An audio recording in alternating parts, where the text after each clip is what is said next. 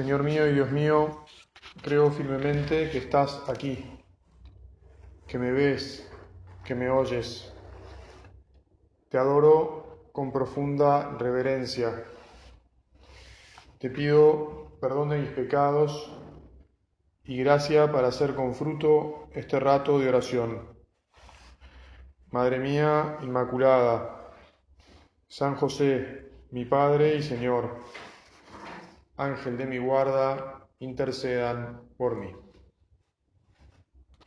Me propongo en esta meditación que de alguna manera continuemos con el tema del anterior, que es el estar dispuestos a los cambios que el Señor nos propone y el entender que en el fondo nuestra vida no es más que un continuo cambio. Pero te voy a presentar 3 instancias que nos pueden ayudar para darnos cuenta que esto es así, no solo en nuestra vida personal, sino también en la vida de la Iglesia, de la que todos somos parte y en la que todos, por lo tanto, tenemos que estar dispuestos e incluso apoyar, contribuir, seguir el cambio y los caminos por donde el Espíritu Santo nos va llevando, lo que nos va mostrando. Justamente calculo que tendrás presente ayer y hoy, en la primera lectura de la misa, se nos leyó el capítulo 15 de los Hechos de los Apóstoles, en el que se nos cuenta cómo se gestó y cómo se llevó a cabo el primer concilio, la primera reunión de los creyentes, de los apóstoles, con otros de los primeros cristianos, para resolver un problema, que era el problema de un cambio que se presentaba. Así vamos a leerlo rápidamente para recordarlo bien. Algunas personas venidas de Judea enseñaban a los hermanos, esto sucedía en Antioquía, que si no se hacían circuncidar según el rito establecido por Moisés, no podían salvarse. A raíz de esto se produjo una agitación.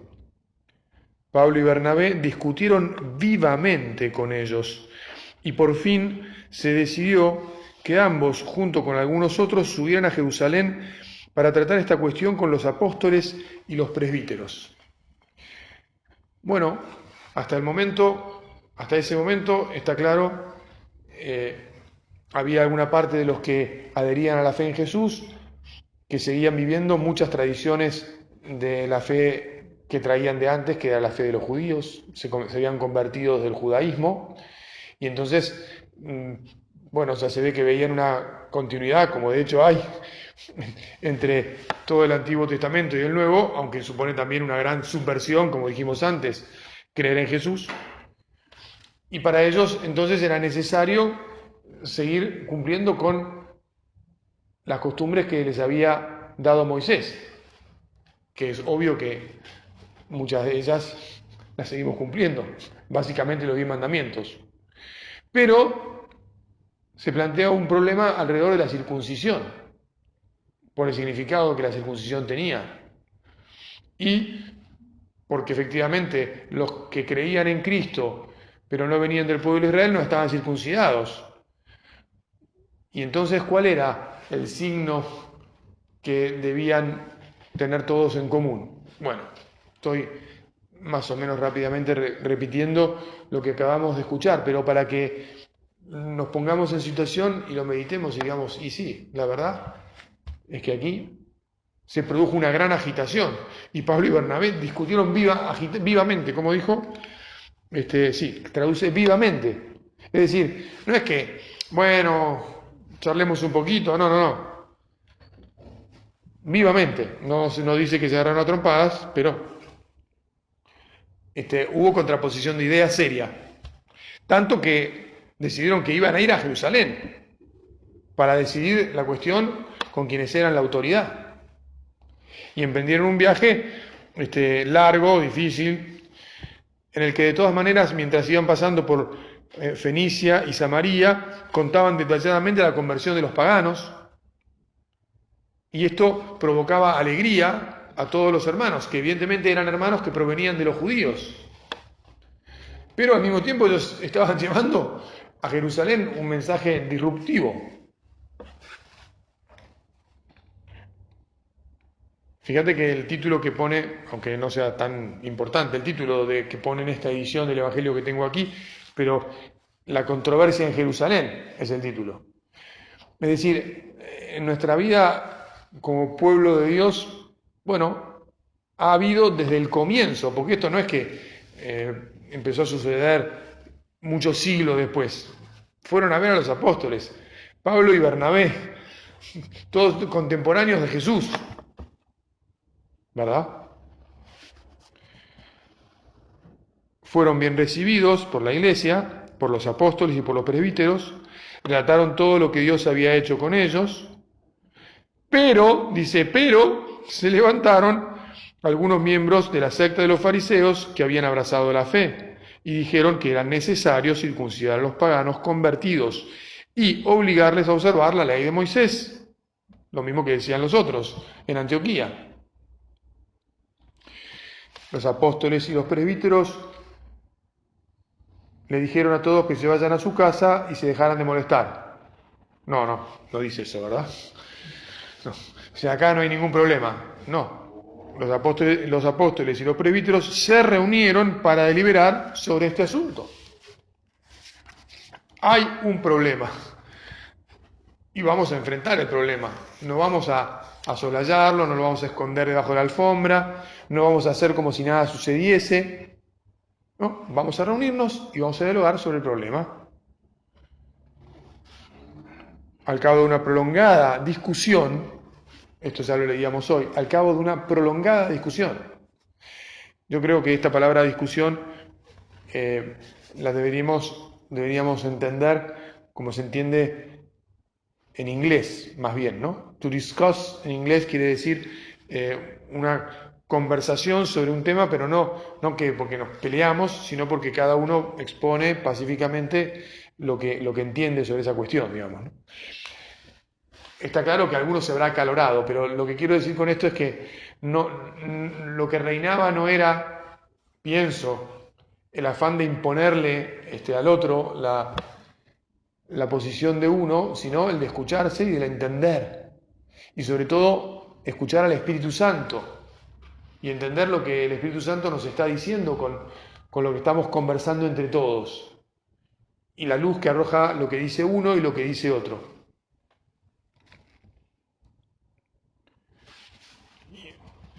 Entonces Pedro se levantó y dijo: hermanos, ustedes saben que Dios desde los primeros días me eligió entre todos ustedes para anunciar a los paganos la palabra del Evangelio, a fin de que ellos abracen la fe.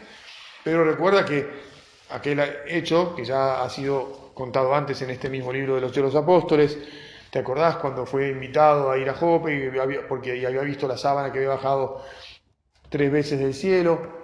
Es decir, había tenido ya que resolver él mismo, y se lo resolvió Dios con esa visión, el problema de los alimentos, si se podían comer los alimentos que habían sido ofrecidos a los ídolos paganos o no. Lo que era impuro, los animales que eran considerados impuros o no. Bueno, después interviene Santiago, como ya sabemos, y después se da la conclusión y los envían de vuelta a Pablo y a Bernabé con una carta y con las recomendaciones. Todos conocemos el hecho, pero realmente esto supuso un cambio para muchos de los creyentes y una nueva disciplina que se entendió a la luz del Espíritu Santo, pero también en una conversación donde debe haber habido, bueno, ya digo, deseo de resolver la cuestión en paz y de un modo sobrenatural, pero al mismo tiempo un modo humano, como todos somos, en el que alguno habrá pacíficamente, ¿no? Bueno, ya me entienden. Bueno, si dejamos correr rápidamente los siglos, nos damos cuenta que a lo largo de todos los siglos en la Iglesia ha habido cuestiones que resolver acerca de la fe y acerca de la moral y acerca de la celebración de los sacramentos y de si el Señor nos manda esto o aquello y espera de nosotros A, B o C. Y por eso la Virgen es maestra, como decíamos antes, de escucha y maestra de quien está sobrellevando cambios y que tiene resiliencia a la incertidumbre de lo que va a salir. ¿Qué es lo que va a salir de toda esta discusión? Capaz que alguien dice, bueno, pero podemos imaginar que alguno se levantó y se fue, porque no resistió que se pudieran cambiar las cosas. No lo dice los Hechos de los Apóstoles, pero tal vez alguno de los fariseos que se había convertido, cuando terminó la discusión y San Pedro dio la determinación, se paró y dijo, bueno, miren, si esto va a terminar siendo así, yo ya no creo más en este Jesús, porque para mí Moisés y lo que decía Moisés y esto es el más importante, así que me voy, chao. Y en cambio, los que estaban más dispuestos en su corazón a escuchar al Espíritu Santo, pues se quedaron y dijeron, mirá, yo provengo de los judíos, pero me han dado las explicaciones, lo hemos dialogado, acepto que esto, que no es mi capricho ni mi idea, sino que viene de Dios. Bueno, como te decía, a lo largo de toda la historia han pasado en la Iglesia millones de circunstancias en las que ha habido que adaptarse, ha habido que cambiar. Por recordarte un ejemplo más cercano a nosotros, al Papa Juan XXIII se lo eligió como un Papa de transición, porque tanto los pontificados de Pío XI como de Pío XII habían sido pontificados largos y la Iglesia entendía que debía haber un cambio, pero tal vez, no sé, la Iglesia me refiero, los cardenales, los pastores, quienes tenían que debía haber un cambio, pero no se ponían probablemente de todo de acuerdo sobre cómo hacerlo, y entonces eligieron un papa mayor, que por lógica iba a vivir no demasiados años como gobernaron la Iglesia Pío XI y Pío XII, y Juan XXIII asumió el pontificado con 80 años. Y es de aquí que antes de 3 meses, si yo no estoy mal con los tiempos, pero seguro no habían pasado 6 meses de ser elegido papa, anunció que iba a convocar un concilio ecuménico. ¡Chan! ¿No? Eso sí que era un cambio. Hacía 5 siglos que no se reunía un concilio ecuménico. Y de repente un papa que en teoría no iba a hacer nada, ningún cambio, convocó un concilio ecuménico. ¿Verdad que el Señor, Dios, nos lleva por donde Él quiere y como Él quiere?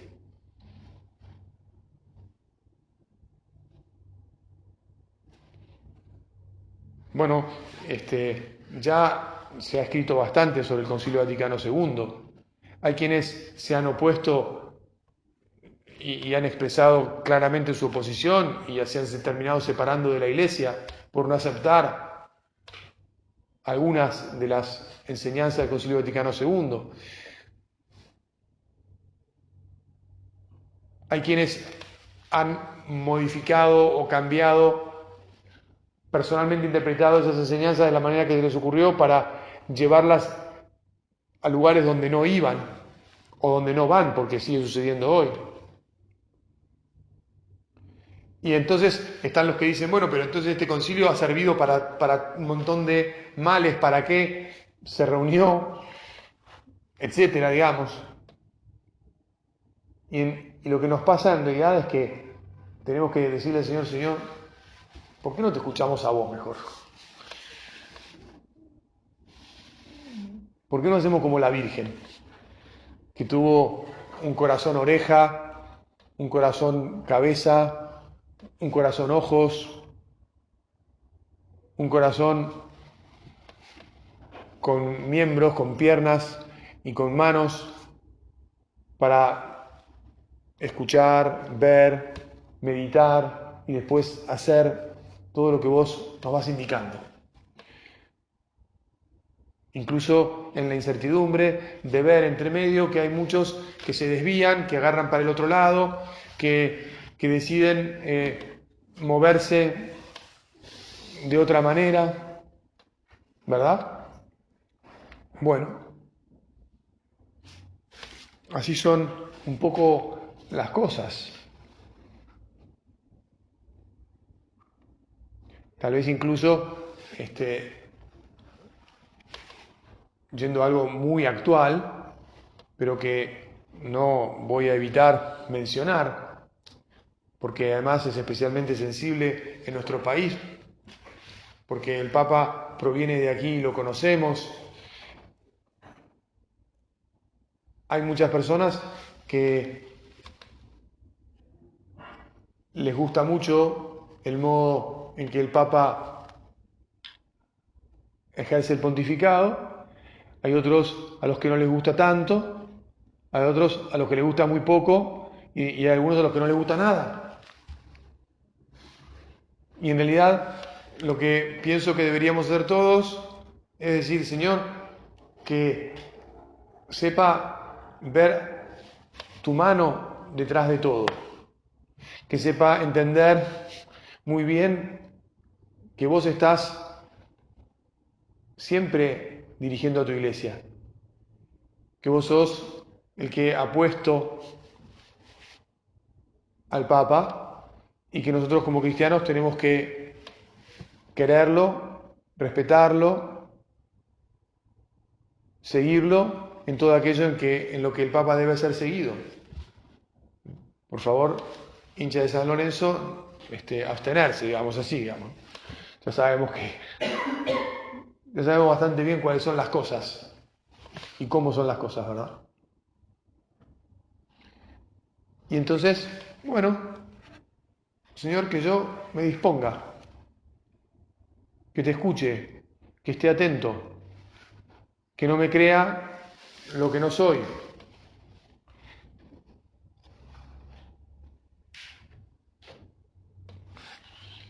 Por último, me voy a atrever también, ya que estamos aquí, somos parte de un modo u otro de esta pequeña porción del pueblo de Dios que es el Opus Dei.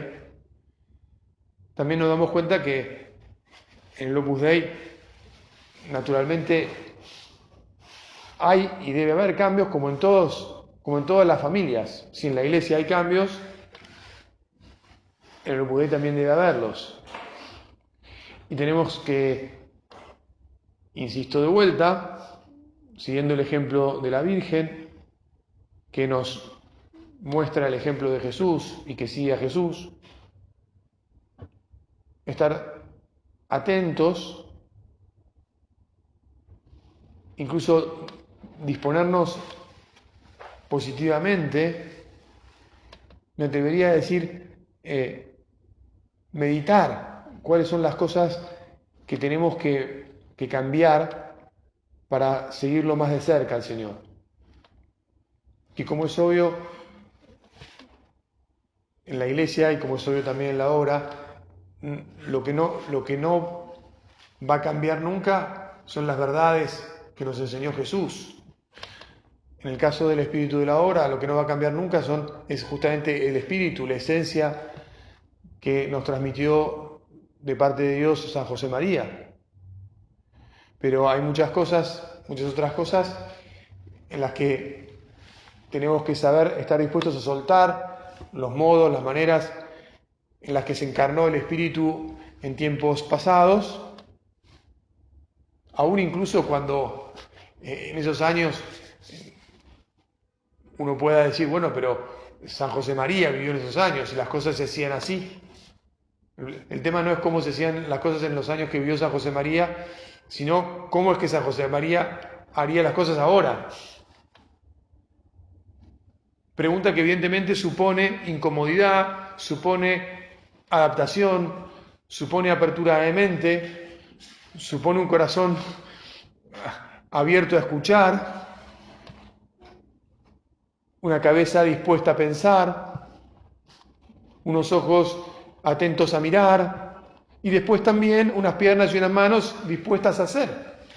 Porque si uno concluye, ayuda, descubre que hay que hacer cambios, adaptaciones y que es razonable que son necesarias y obvias y después no las motoriza, tampoco realmente estaría siguiendo lo que Dios espera de nosotros, ¿verdad? Bueno, pidámosle al Señor una vez más, siguiendo toda esta línea que hemos seguido hoy, o para rezar, que nos dé la fortaleza y la gracia de ser hombres atentos a la voz de Dios y listos para seguir los caminos que Él nos indique, aunque supongan cambios, aunque supongan disrupción en nuestras vidas y tal vez en la vida de los demás y en nuestras costumbres y en las costumbres de los demás, aunque supongan incomodidad, aunque haga falta para eso que efectivamente dejemos en la zona de confort en la que todos queremos estar y que en realidad solo estaremos cuando lleguemos al cielo. Madre Santa, una vez más nos ponemos en tus manos y te pedimos que así caminemos siempre con ánimo hacia tu Hijo Jesús. Te doy gracias, Dios mío, por los buenos propósitos, afectos e inspiraciones que me has comunicado en esta meditación. Te pido ayuda para ponerlos por obra. Madre mía Inmaculada, San José, mi Padre y Señor, Ángel de mi guarda, intercedan por mí.